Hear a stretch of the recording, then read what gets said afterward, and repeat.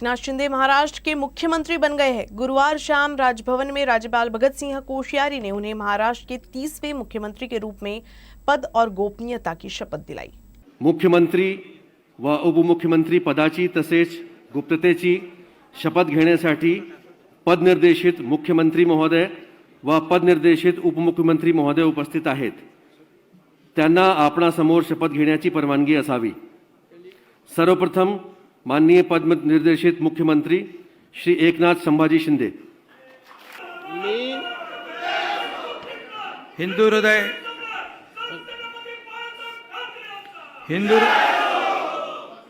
हृदय सम्राट बाळासाहेब ठाकरे धर्मवीर आनंद दिघे साहेबांच्या आशीर्वादाने मी एकनाथ संभाजी शिंदे ईश्वर साक्ष शपथ घेतो की कायद्याद्वारे स्थापित झाले आहे अशा भारतीय संविधानाबद्दल मी खरी श्रद्धा व निष्ठा बाळगीन। मी भारताची सार्वभौमता व एकात्मता उन्नत राखीन। मी महाराष्ट्र राज्याचा मुख्यमंत्री म्हणून माझी कामे निष्ठापूर्वक व शुद्ध बुद्धीने पार पाडीन आणि संविधान व कायदा यानुसार सर्व तऱ्हेच्या लोकांना मी निर्भयपणे व निस्पृहपणे तसेच कोणत्याही विषयी ममत्वभाव किंवा आकस न बाळगता न्याय्य वागणूक देईन।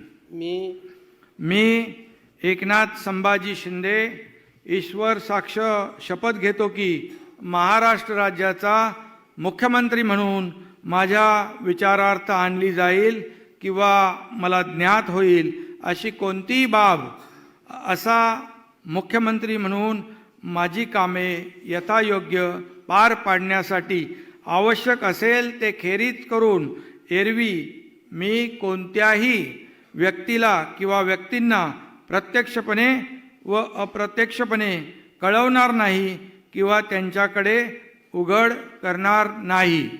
धन्यवाद। जय हिंद, जय महाराष्ट्र।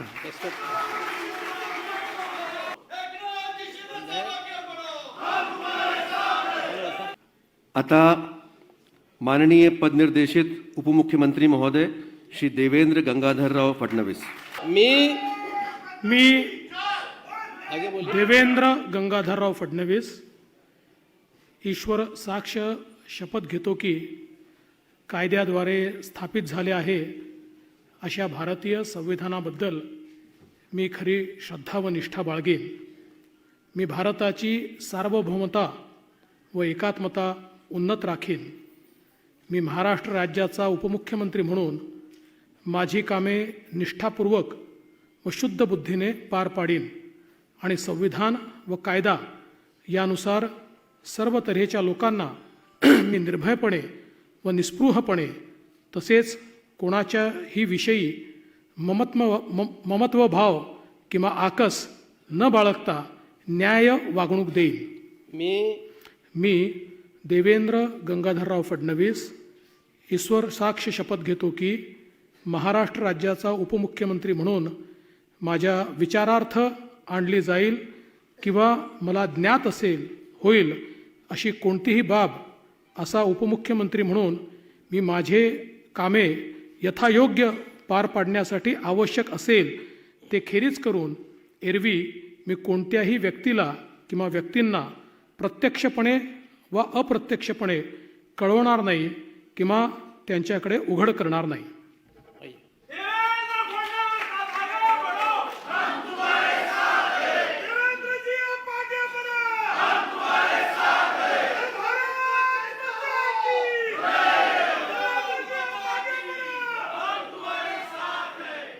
पिछली सरकार में राज्य मंत्री बच्चू कडू को सरकार से बगावत करने का अच्छा इनाम मिला है। उद्धव ठाकरे के मुख्यमंत्री पद से इस्तीफा दिए जाने के कुछ घंटों के बाद ही बच्चू कडू को भ्रष्टाचार के एक मामले में क्लीन चिट दे दी गई है। महाराष्ट्र का निजाम बदलने वाला है। अगले कुछ दिनों में नए निजाम के हाथ में कमान होगी। इसका असर सभी और दिखने लगेगा। हालांकि कुछ को नई सरकार बनने के पहले ही फायदा होने लगा है। जी हाँ, हम बात कर रहे हैं बच्चू उर्फ ओम प्रकाश कड़ू की। पिछले सरकार में राज्य मंत्री रहे बच्चू कड़ू भी हालिया बगावत में अपना झंडा बुलंद करते हुए बारस्ता सूरत से गुवाहाटी पहुंच गए। अब इसे संजोग कहे या नियमित प्रक्रिया, लेकिन पुरानी सरकार के गिरते और नई सरकार बनने से पहले ही बच्चू कड़ू पर 3 गैर मौजूद सड़कों के निर्माण में 1,95,00,000 रुपए के गबन का आरोप लगाया गया था। इस मामले में वंचित बहुजन आघाड़ी द्वारा शिकायत दर्ज कराने के बाद ये मामला कोर्ट में पहुंचा था।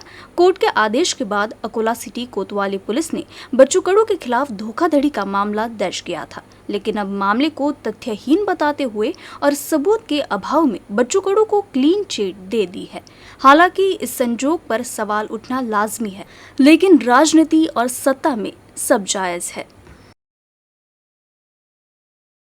अमरावती जिले के अचलपुर निवासी एक महिला जमीन पर स्वामित्व के लिए कई दिनों से सरकारी कार्यालय का चक्कर लगा रही हैं, लेकिन अभी तक इस दिशा में कोई कार्रवाई नहीं होने से निराश होकर महिला ने आत्मदाह की कोशिश की। हालांकि पुलिस की सतर्कता से बड़ा अनर्थ टल गया।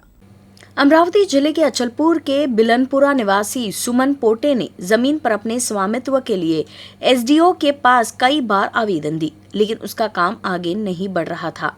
महिला का आरोप है कि सरकारी अधिकारी बिल्डर लॉबी को लाभ पहुंचाने का काम कर रहे हैं, बल्कि आम आदमी की परेशानी को अनदेखी की जा रही है।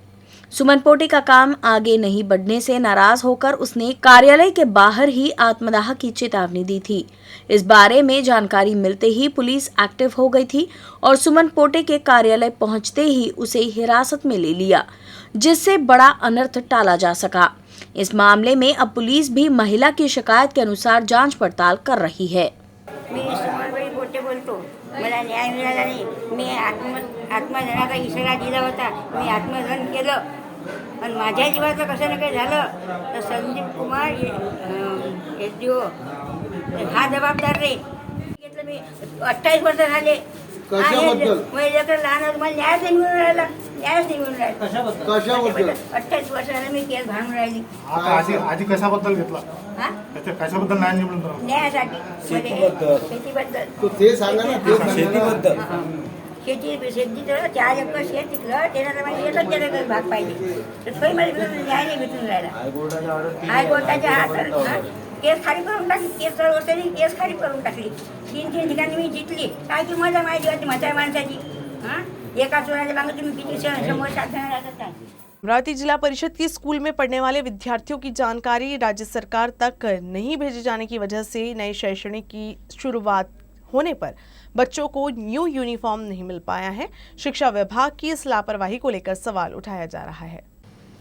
नए शैक्षणिक सत्र में सभी स्कूल खुल गए हैं, लेकिन अमरावती जिले के जिला परिषद स्कूल में अभी तक छात्रों को नया यूनिफॉर्म मिला ही नहीं है। बताया जा रहा है कि छात्रों के यूनिफॉर्म के बारे में सही जानकारी सरकार तक पहुंची ही नहीं थी, जिस कारण इन बच्चों को बिना यूनिफॉर्म के ही स्कूल में आना पड़ा। अमरावती जिले में जिला परिषद की 1वीं से 8वीं तक के 1583 स्कूल है। इन स्कूल में 2,53,186 विद्यार्थी पढ़ते हैं। इन सभी छात्रों के यूनिफॉर्म के लिए 7,20,00,000 रुपए की जरूरत है, लेकिन सरकारी काम में लापरवाही की वजह से शैक्षणिक सत्र शुरू होने के बाद भी छात्रों को बिना यूनिफॉर्म के ही स्कूल जाना पड़ा। अमरावती जिले के परतवाड़ा धारणी हाईवे पर सेमाडोह के पास सड़क पर बायोमेडिकल वेस्ट सड़क पर फेंका जा रहा है। बार बार इस तरह से कचरा फेंके जाने से भारी मात्रा में बायोमेडिकल वेस्ट जमा हो गया है। इससे वन्य जीवों का जीवन खतरे में पड़ गया है। वहीं दूसरी ओर हादसे भी हो रहे हैं। 28 जून को धारणी से 50 किलोमीटर दूर सेमाडोह के पास अमरावती बुरहानपुर हाईवे पर दवाइयों का वेस्टेज, इंजेक्शन, खाली बोतल, सलाइन बैग, एक्सपायरी दवाएं मिलने से हड़कंप मच गया। नागरिक संभावना व्यक्त कर रहे हैं कि ये सभी बायोमेडिकल वेस्ट पास के सेमाडोह प्राथमिक स्वास्थ्य केंद्र के हैं। हालांकि ये एक महामार्ग है। ये भी कयास लगाए जा रहे हैं कि केंद्र में रखे कचरे के निस्तारण के उद्देश्य से दवा को कचरा केंद्र में डंप किया जा सकता है। मेलघाट टाइगर रिजर्व बंदरों को बिस्कुट या अन्य खाद्य सामग्री उपलब्ध कराने के लिए अपराधियों पर मुकदमा चला रहा है और इसी तरह की नशीली दवाइयों के कचरे को सेमाडोह के पास डंप करना भी एक बड़ा अपराध है। फिर भी कोई कार्रवाई नहीं की गई। सेमा डोह एक वन्यजीव अभयारण्य है, इसके चलते उनकी जान को खतरा है। ज्ञात है कि हाईवे पर कूड़ा फेंकने के कारण तेज रफ्तार दोपहिया वाहन दुर्घटनाग्रस्त हो रहे हैं। स्वास्थ्य विभाग को इस मामले को गंभीरता से लेना चाहिए। सांसद सुप्रिया सुले के जन्मदिन के अवसर पर राष्ट्रवादी कांग्रेस पार्टी और युवा कांग्रेस द्वारा चांदूर बाजार में छात्रों को पुस्तकें वितरित की गई। सांसद सुप्रिया सुले के जन्मदिन के अवसर पर 2 वर्ष पूर्व जिला परिषद की पूर्व अध्यक्ष श्रीमती सुलेखाताई ठाकरे की पहल पर परीक्षा के लिए छात्र छात्राओं ने पुस्तकों की मांग की थी और बड़ी संख्या में पुस्तकों का वितरण किया गया। जिले के कई जगहों पर हजारों वृक्षारोपण सुलेखाताई ठाकरे इनके हाथों किया गया। इस अवसर पर राजेश बर्वे, संतोष महात्मे, संजय गुर्जर, आनंद येरोकार, धीरज निम्बोरक, मुमताज, साक्षी भेले, आकाश, सुनील वाटाने, प्रेम अंबुलकर, रोशन वक्ते आदि विद्यार्थी उपस्थित थे। आज आमच्या नेत्या आणि सांसद रत्न खासदार सुप्रियाताई सुळे यांचा वाढदिवस, या निमित्ताने एक सामाजिक बांधिलकी ठेवावी, कारण आदरणीय ताईंच्या वाढदिवसाच्या निमित्ताने संपूर्ण राज्यामध्ये आज आम्ही वृक्षारोपणाचा कार्यक्रम घेतला। त्याचबरोबर वेगवेगळे उपक्रम संपूर्ण राज्यामध्ये ताईंच्या वाढदिवसाच्या निमित्ताने सुरू आहे आणि आज ताईंच्या वाढदिवसाला शोभेल किंवा त्यांच्या विचाराला शोभेल असा हा आजचा कार्यक्रम खरं तर निखिल ठाकरे यांनी या अभ्यासिका सुरू करण्यामध्ये पुढाकार घेतला आणि आमच्याच कॅम्पसमध्ये आज हे सभागृह आणि जवळपास 40 मुलं या अभ्यासिकेमध्ये आपला अभ्यास करतात। भविष्यामध्ये या मुलांना अभ्यासासाठी काही कमी पडणार नाही, कारण शेवटी विद्यादान हे अगदी सर्वात श्रेष्ठ दान आहे आणि एक विद्यार्थी शिकला तर निश्चितपणे तो समाज घडवेल। या अनुषंगाने या मुलांच्या अभ्यासासाठी आम्ही परिपूर्ण काळजी घेण्याचं ठरवलं।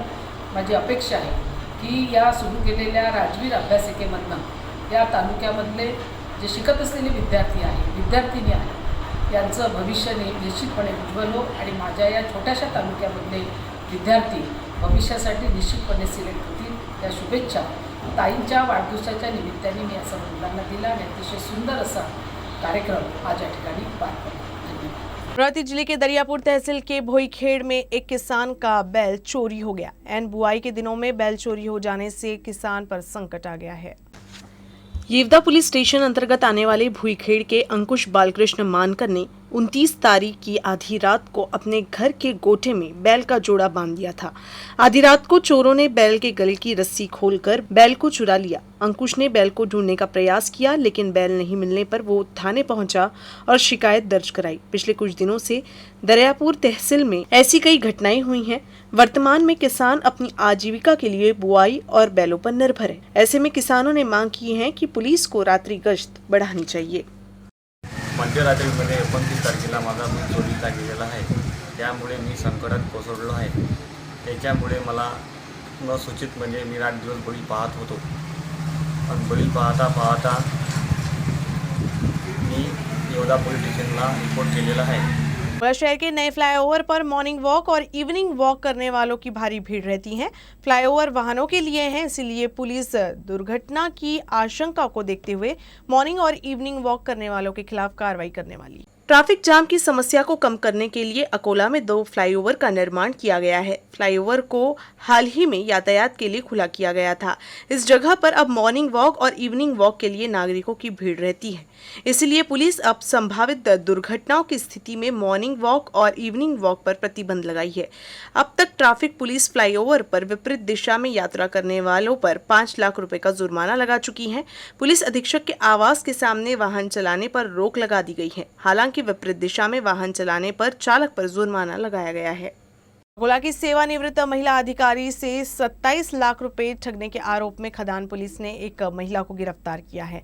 महिला पर यवतमाल, अमरावती और नागपुर में धोखाधड़ी का मामला दर्ज है। फिलहाल इसकी जांच की जा रही है। आरोपी चंद्रकला कैलाश गिरी खरडेकर ये स्नेहा जुमड़े डुप्लीकेट नाम से 6 साल से अकोला के हिंगना फाटा इलाके में रह रही थी। पंचायत समिति में क्लास 1 अधिकारी होने का कहकर मीराबाई खरात इस सेवानिवृत्त महिला के पास से लड़की को नौकरी लगाने के बहाने फरवरी 2022 को 27 लाख रुपए लिए थे। उसने एक और युवक से नौकरी दिलाने के नाम पर 1 लाख रुपए भी लिए थे। अकोला से 2 करोड़ रुपए की ठगी होने का अनुमान है। महिला को नागपुर में भी 1 साल की जेल हुई थी। आरोपी महिला पर धारा 420 और धारा 34 के तहत मामला दर्ज किया गया है। मी SD ऑफिस मंगरुळपीरला जॉबला होती. 31/8/2021ला रिटायर झाली आणि मला जेवढा रिटायरमेंटचा पैसा मिळाला तो पैसा सर्व या बाईंनी मुलाला नोकरी लावून देतो पूर्ण तिने पैसे घेतले माझ्याकडून. आणि मला असंच आम्हीच दाखवून मला दर्शनाला घेऊन गेले. तुळजापूर तिकडे गाणगापूर तिकडे दर्शनाला गेली आणि तिकडे गेल्यानंतर की तुला मुलाची ऑर्डर देतो त्याच्यामुळं मला पैसे पाहिजे. तिचा मुलगा पण याच्यामध्ये, मुलगा सून होती सोबत, दिल्लीची सून आहे आणि मुलगा. त्या मुलाने माझ्या घरी येऊन माझ्याकडून पैसे घेतले, मला घरी आणलं आणि पैसे गुंगीचं औषध रोज तिचे मला बोलवायची या ताई करून आणि गुंगीचं औषध द्यायची, मला झोपून ठेवायची आणि या ऑटोवाल्यासोबत जाऊन पैसे काढून आणायला लावायची. कॅशने काढायला लावले तिने मला बँकेमध्ये. पूर्ण माझ्या अकाउंटवर 1 रुपया सुद्धा नाही ठेवला. पूर्ण पैसे तिला दिले मी. किती दिले पैसे? मी दिले 27 लाख, 27.5 लाख, 27.5 लाख. आणि ते व्याजानं पण घ्यायला लावले. मुथूट फायनान्समध्ये पण माझं सोनं गहाण ठेवून तिथं पण मला 10 लाख घ्यायला लावले. मुथूट फायनान्समध्ये सोनं ठेवलं 5 लाखामध्ये. मुलीच्या पण बांगड्या ठेवल्या, माझ्या पण हे ठेवलं, सोनं ठेवलं आणि सोनं ठेवून व्याजानं सुद्धा घ्यायला लावले. 10% व्याजानं 4.5 लाख मला बाजूच्या बाजून व्याजानं घ्यायला लावले पैसे. कोणती नोकरी लावून देणार होते? ज्युनियर कलरची बाबूची नोकरी लावून देतो. आज रोजी मीरा काशीराम खरात वय 59 वर्ष यांनी पोलीस ठाणे येथे येऊन तक्रार दिली की त्यांच्याकडे स्नेहा जुंबळे नावाच्या महिला 7 महिन्यापूर्वी घर भाड्याने घेऊन राहत होत्या. त्यांनी आपण एक अधिकारी आहोत आणि निलंबित आहोत, पण आपली ओळख मुंबई पुण्याच्या शहरांमध्ये आहे. तरुणांसाठी मी नोकरी लावून दे करिता त्यांनी मीरा खरात यांच्याकडून मुलांच्या नोकरीकरिता 27 लाख रुपये थोडे करून 27 लाख रुपये आज तकाईपर्यंत घेतले. मीरा खरात यांनी त्यांना विचारणा केली की आपण कधी ऑर्डर काढणार आहात. त्यानंतर त्यांनी टाळाटाळ करायला सुरुवात केली. करिता मीरा खरात पोलीस ठाणे इथे आल्या. मीरा खरात पोलीस ठाण्यात इथे आल्या त्याची माहिती मिळतात त्यांनी ज्या नेहा जुंबळे या नावाने वावरत असलेले, मूळ नाव चंद्रकला गिरी असे असून त्यांनी नमूद ठिकाणी संपूर्ण आपलं साहित्य घेऊन निघून जाण्याच्या तयारीत आहेत असे मीरा खरात यांनी सांगितल्यावरून या महिलेला तात्काळ ताब्यात घेण्यात आलेले आहे आणि गुन्हा दाखल करण्याची प्रक्रिया चालू आहे. तसेच या महिलेचा अभिलेख तपासला असता महागाव, यवतमाळ, सीताबर्डी, अमरावती आणि यवतमाळ या ठिकाणी असेच फसवणुकीचे गुन्हे दाखल आहेत. महागाव, यवतमाळ या ठिकाणी गुन्ह्यामध्ये नमूद महिला ही फरार आहे. गुन्हा दाखल करून पुढील योग्य तो तपास करीत आहोत.